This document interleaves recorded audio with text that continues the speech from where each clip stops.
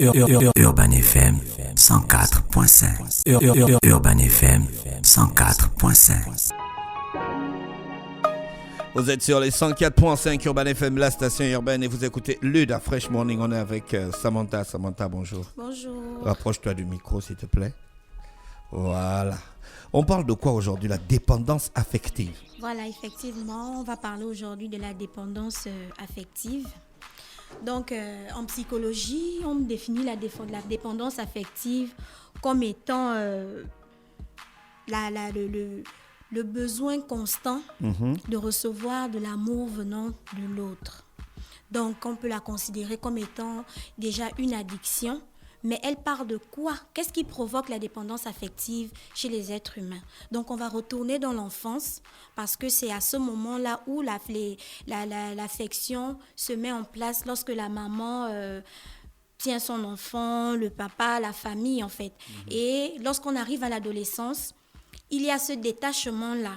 L'enfant se détache de l'affection des parents pour explorer d'autres types d'affection. Mais si cette partie ne se vit pas bien, il y a de fortes chances qu'à l'âge adulte, la personne puisse souffrir de dépendance affective. Donc, elle va devenir en quelque sorte toxique pour tout type de relation auxquelles elle fera face. Ça peut être au travail, ça peut être dans les relations amicales, ça peut être dans les relations amoureuses, etc., etc. Donc, la personne sera à la recherche continuelle de l'amour de son prochain. Donc, elle va complètement s'oublier. Elle va oublier sa propre existence parce qu'elle aura constamment envie de faire plaisir à l'autre. Donc, elle va se donner entièrement. Elle sera disponible à tout moment pour l'autre parce que derrière ça, elle tire des bouts d'affection qui comblent en fait son manque. Et ça, ce sont les signes d'une dépendance affective ou encore c'est comment la personne agit? Ce sont les signes en fait. Pourquoi? Parce que je manifeste un comportement vis-à-vis de toi.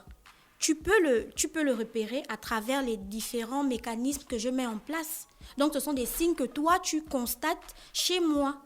Mais parfois, la personne en face du dépendant affectif ne peut pas comprendre que là, je fais face à une personne dépendante. La personne se dira certainement que bon, tu es toxique pour moi parce que tu veux me contrôler, tu veux savoir ce que je fais, où je suis, avec qui je parle, etc., etc. Mais ne comprenons pas que la personne en face le fait parce qu'elle est à la recherche d'une affection. En fait, elle a un vide qu'elle veut combler. Qu'est-ce qui peut provoquer ce vide-là? Mais effectivement, c'est comme je l'ai dit.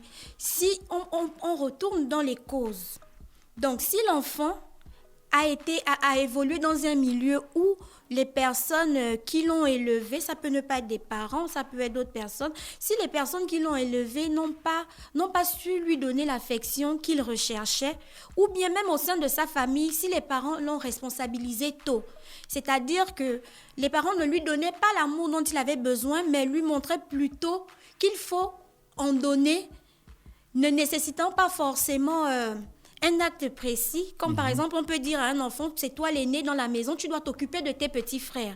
Donc, alors que lui-même, il n'est pas encore... Voilà, alors que lui-même, il n'est pas encore responsable. Il a aussi besoin de l'amour de ses parents, au même titre que ses petits frères et sœurs. Mais vu que le parent le responsabilise tôt, vous voyez que l'amour familial, l'affection venant du parent, il ne le connaît pas. Donc, il sera constamment à la recherche de cet amour-là. Mais comment on différencie donc l'amour et la dépendance affective?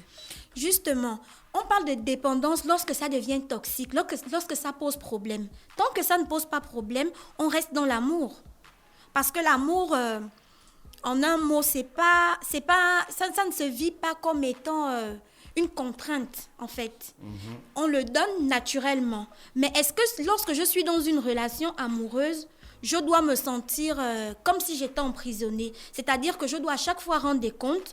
C'est-à-dire qu'à chaque fois, je dois me justifier. Je dois dire ce que je fais, où je vais, avec qui je parle, etc., etc. Lorsque ton partenaire commence à trop te contrôler, tu vois que là, ça devient toxique. On ne parle plus d'amour, mais on parle de dépendance parce que le partenaire en face est constamment à la recherche de quelque chose que toi, tu ne peux forcément pas saisir au moment où la chose se passe. D'accord. Pour un dépendant c'est affectif, c'est ça? Oui. Est-ce que c'est facile de trouver l'élément déclencheur? L'élément déclencheur, c'est comme je te dis, Ça dépend des situations. Pourquoi? Est-ce que lui-même, Est-ce que lui-même, il peut trouver, savoir en qu'il fait? est dans cette situation? Je crois que c'est ça la Justement, question. Voilà, ok. C'est la personne en face, d'accord? Ça peut ne pas être ton partenaire, ça peut être une personne externe, d'accord? Qui te fait comprendre qu'en fait, tu es dans la dépendance. Parce que toi-même, tu ne le sais pas.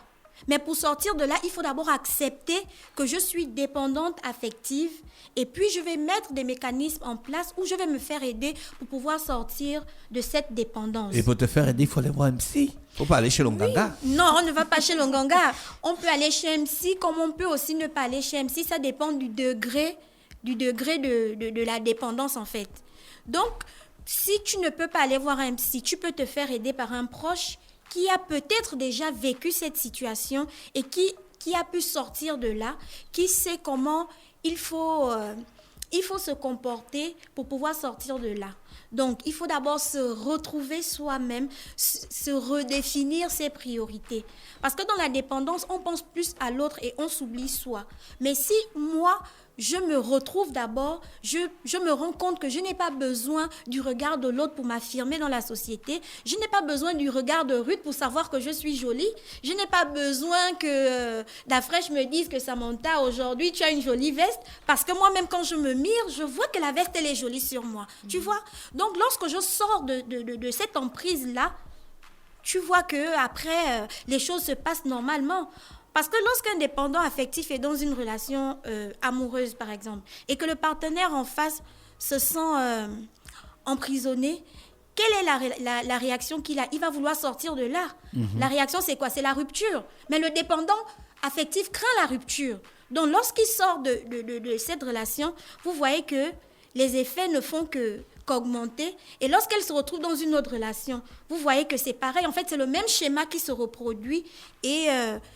elle court à sa perte. Voilà, effectivement, elle court à sa perte. Mais si dans ton entourage, tu as une personne qui vit ça et que tu as pu bien observer la personne, tu t'es rendu compte qu'en fait, c'est une personne dépendante affective, tu peux appeler la personne, essayer d'aider la personne à sortir de cette situation. À t'écouter parler, on a l'impression que la dépendance affective ne touche que les adultes.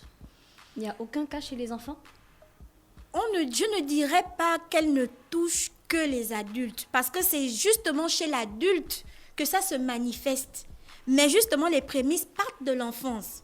Parce que quand tu es enfant, tu ne peux pas dire que tu t'affirmes déjà, parce que tu dépends de l'amour de tes parents, de l'éducation de tes parents, d'accord? Donc, on ne peut pas parler de dépendance affective déjà chez les enfants, mais elle se manifeste à l'âge adulte. Donc, autant les hommes, autant les femmes sont touchées par cette pathologie-là. D'accord? Maintenant, il faut aussi faire la différence, comme tu le disais tantôt, lorsqu'on parle de relations amoureuses, d'accord? De la dépendance et de l'amour. Ce n'est pas la même chose parce que, comme je disais, lorsque ça devient toxique, on parle de dépendance. Mais beaucoup de personnes aujourd'hui sont dans des relations toxiques, se disant qu'elles sont amoureuses, donc elles ne peuvent pas sortir de là, ne sachant pas qu'elles sont dépendantes en fait. Tu vois? Voilà, c'est un peu ça. Donc du coup... Non, c'est une question. René règle déjà tes problèmes. Non, mais je n'ai pas... C'est moi le manager de Samantha. Je n'ai pas dit que... C'est moi le manager de Samantha. C'est moi qui prends le pognon. Non. Moi qui prends les honoraires. Non. Je ne suis pas dans Vas-y, ce cas. explique ton problème. Non, je ne suis pas dans ce cas. Mais rappelle-nous quels sont les signes qui ne trompent pas. Moi, je voulais savoir comment faire pour que nos enfants ne se retrouvent pas dans cette situation. Voilà, effectivement, c'est une bonne question. Pour que nos enfants ne se retrouvent pas dans cette situation, il faut donner de l'amour à ses enfants, mais pas dépasser les limites. Mais c'est quoi les limites de l'amour? Les limites de l'amour, c'est lorsque ça Nous, devient... tous les parents, on veut le meilleur pour nos enfants. Oui, les parents veulent le meilleur pour leurs enfants, mais lorsque tu as tes enfants à la maison, tous les enfants n'ont pas le même âge. On a les âges qui varient en fonction des enfants qu'on a à la maison. Donc, il ne faut pas se dire que parce que celui-là, il a 10 ans ou parce qu'il a 8 ans et que l'autre n'a que 2 ans, donc je dois plus être affectif par rapport à celui qui a 2 ans et délaisser celui qui a 8 ans. Non, l'affection venant des parents doit être égale pour tous les enfants. Parce que ça part de là. À l'âge adulte, on risque d'avoir des personnes qui sont instables.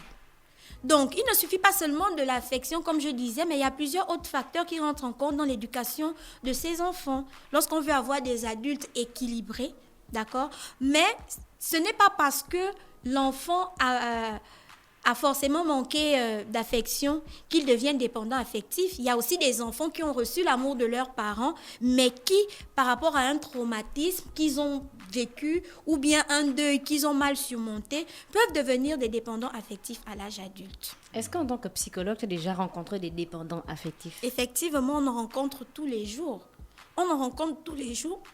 Pardon. Mais ça ne veut pas forcément... Pardon. La sorcellerie. Elle a dit c'est ça. Je vais lancer les balles.